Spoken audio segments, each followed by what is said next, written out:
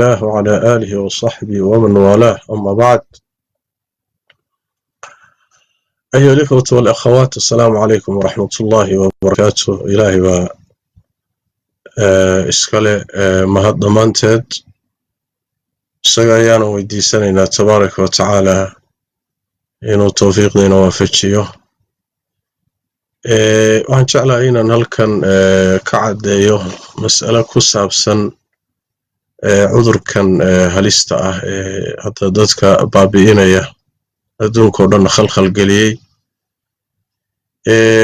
xugum kamida ahkaamtiisa oo ah ruuxa muslimka ee u dhinta cudurkaas ama xanuunka u dhinta sidii loo doogi lahaa iyo sidii loola dhaqmi lahaa ayaan doonayaa. waa su'aal timid aadna u taagan inaan wax ka idhaahdo insha allahu tacaala. horta marka koowaad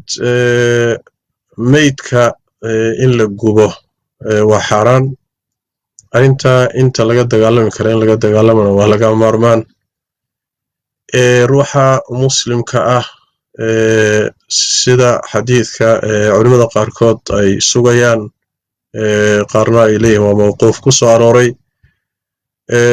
ruuxa muslimka ah in isagoo nool laftiisa la jabiyo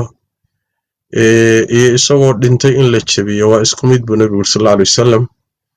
waa midda labaad ee rasuulkeenna waxaa ka sugan sallallahu alayhi wasallam dabka sidiisaba waxaa wax ku guba allihii dabkan iska laha, bimacnaa noolaha lama gubi karo. xataa meydadka gaalada nabigu sallallahu alayhi wasallam markuu dagaalkii badar kaga adkaaday ma gubin nabigu sallallahu alayhi wasallam, laakiin ceel buu ku daadiyey oo markii gaaladu iyagu is-aasi waayaan inay muslimiintu aasaan oo asturaan. karaamada bini aadamka ilaahay karaameeyey bay ka mid tahay, gaal ha noqdo muslim ha noqdo. sidaas daraaddeed meyd in la gubaayey oo dab la geliyo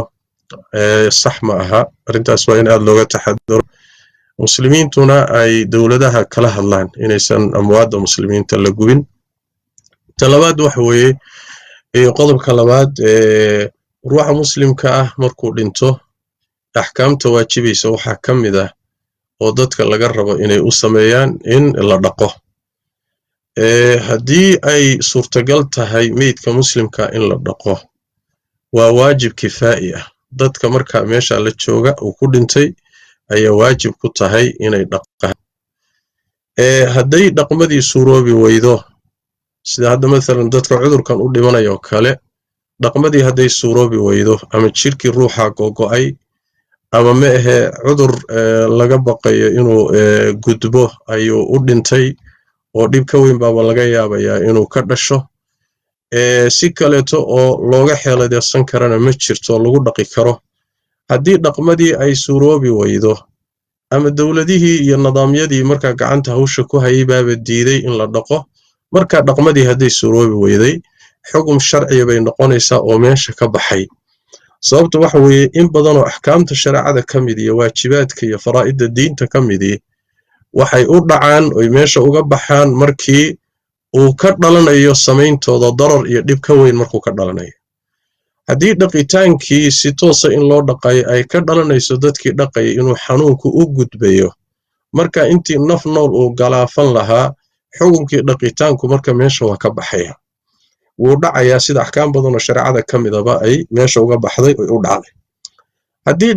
dhaqitaankii uu suroobi waayo markaasi waxaa loo guurayaa beddelkiisa oo ah macnaha waxa weeyaan in loo gebagabeeyo siday culimo fara badan tilmaamayaan,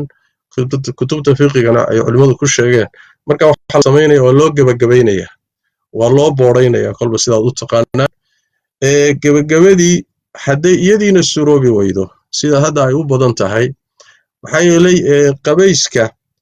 iyo gebagabadu labaduba waa inay jidhka gaadhaan. waxa la dhaqaya waa meydka jidhkiisa. haddii dhaqitaankii suroobi waayana waxa loo gebagabaynayo waa jidhkiisa. inta badanna hadda dadka xanuunkan u dhintay dowladuhu waxay keenayaan isagoo xidhan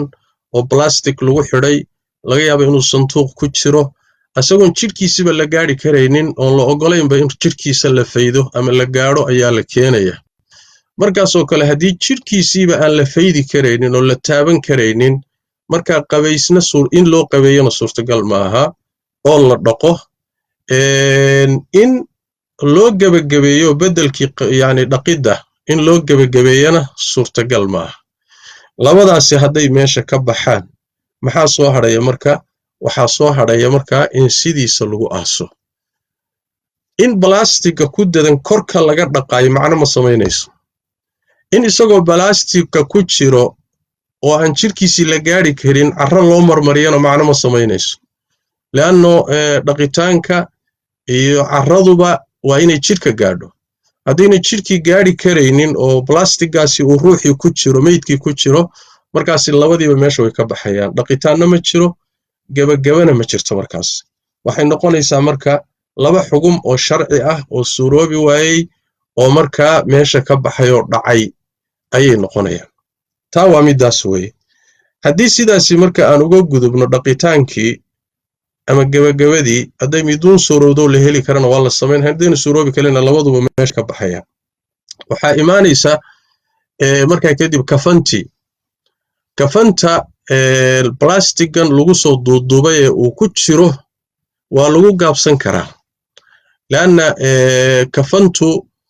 asal ahaan waa meydka waxa ku duuduuban way meydka wixii lagu qariyo kafan baa la yidhaahdaa haddii la heli karo suurtagal tahay in laba maro oo kale looga korraysiiyo laba kafanood oo kale loo sameeyo ama hal kafan oo kale loo sameeyo oo hal maro oo kale lagu sii sameeyo la heli karo suurtagal tahayna way fiican tahay waa laazimse ma aha marka xaggii kafanta sidiisa loo aasi karaa wax mushkila ma laha waxaa soo hadhay oo laaban ku tukashadii ayadana waxay ka mid tahay faraa'idda iyo waajibaadka kifaa'iga ah oo meydku markuu dhinto muslimka ah in lagu tukado waa waajib dadka muslimiinta jooga meesha ku dhintay qaar ka mid ah inay salaada ku tukadaan waa waajib waa xilliga saaran waa mas'uuliyad iyo waajib iyaga saaran waay meydka wax saaran ma jiro mar hadduu isagu dhinto laakiin dadka ayaa laga rabaa inay ku tukadaan haddii sida asalkii marka waxa weeye meydka muslimka marka lagu tukanayo in la keeno dadka ku tukanayo hortooda in la keeno la soo dhigo ayaa asal ah haddiiba la heli karayo dadkaasi ku tukanayay ee meydka la hor keenay inta ay u jirsanayaan inay ka fogaanayaan inay yani masaafo u jirayaan mushkilo weyn ma leh inay waxoogaa u jirsadaan oo ka durkaan haddii maslaxa loo arko wax dhiba ma laha yani wax weeyaan inuu hortooda yaallo waa muhiima laakiin shareecadu ma xadidin inuu masaafo intaa leeg loo jirsado meydka in marka lagu tukanayo ma qeexin shareecadu saas daraaddeed fil amri saca yani waa arrin iska kolba inta la isleeyahay waa laga durki karaa oo khatarta la dareemahay lagaga badbaadi karaa laga durkayaa xaggaasoo kale isagoo yaalla ayaa lagu tukanayaa sida fiicani wax weeyaan inay dad badani ku tukadaan muslimka ah inta la heli karo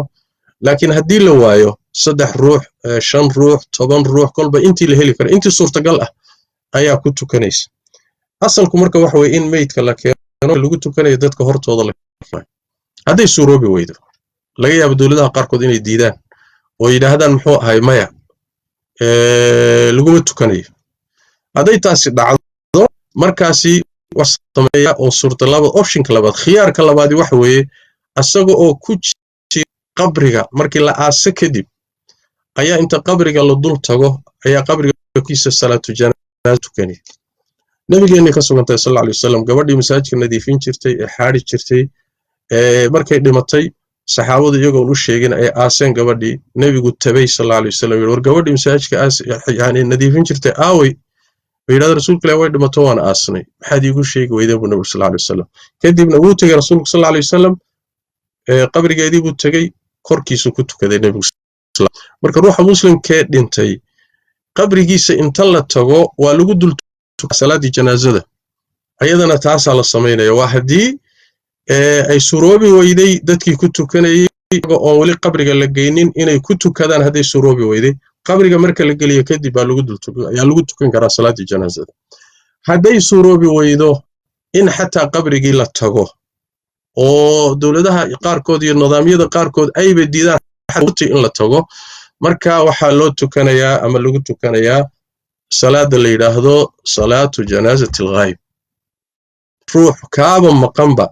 salaada janaasada loo tukado ayaa markaa lagu tukanayaa oo masaajida iyo kolba meeshii kale ayaa loogu tukanayaa sida nabigeennu sameeyay sallallahu alayhi wa alihi wasallam najaashi boqorkii la dhijray boqorkii xabasha markuu geeriyooday nabi madiinu joogaa sallallahu alayhi wasallam ayaa waxyi loogu soo sheegay markaasuu nabigu saxaabada u sheegay wuxuu ku yiri nin walaalkiina oo saalix ah ayaa geeriyooday kadibna nabigu sallallahu alayhi wasallam saxaabada wuu safay halka isagoo madiina jooga ayuu nabigu sallallahu alayhi wasallam salaatu janaazat al-ghaib ayuuday ama u tukaday nabigu sallallahu alayhi wa alihi wasallam isaguna wuxuu ku dhintay ardul xabash ku dhintay markaa nabigu sallallahu alayhi wasallam dhacdada wuxuu u sameeyay waxay ahayd salawaatu rabbi wa salaamu alayhi wuxuu u sameeyay علشان najaashi dhul gaaluu ku dhintay cid muslim oo ku tukatayna ma jirin waa takhriij culimada midarinayaan marka ruuxii muslimka hadii la aasay asagoo oon lagu tukanin ay suroobi weyday asagoo intaan qabriga la galin in lagu tukado ay suroobi weyday qabriga inta la dul tago in lagu tukado marka waxa weeye isagoo laga maqan yahay ay salaatu janaazat al-ghaib marka lagu tukanaya sidaas marka loo mareynaya dhaqitaankii iyo kafantii iyo muxuu ahaay salaadii janaazada ku saasa la sameeynaya hadii ay asal noqoto ruuxa muslimka asalaan muslimiinta sida loo aaso waa in oo aan meel ku jirin qabriga la dhigo laakiin wadamadaas laga yaabo reer galbeedka iyo dhulalkaasi inay qasbaan baa laga yaabaa in sanduuq lagu aaso ayadana culimadu waxay leeyihiin xaaladaas oo kale mushkilo ma leh isagoo sanduuqiisa in loo aaso intaas inaan cadeeyo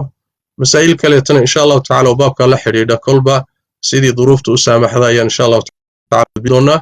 إلهي توفيق ده هنا وافجيه هذا وبالله التوفيق صلى الله وسلم وبارك على نبينا محمد وعلى آله وصحبه وسلم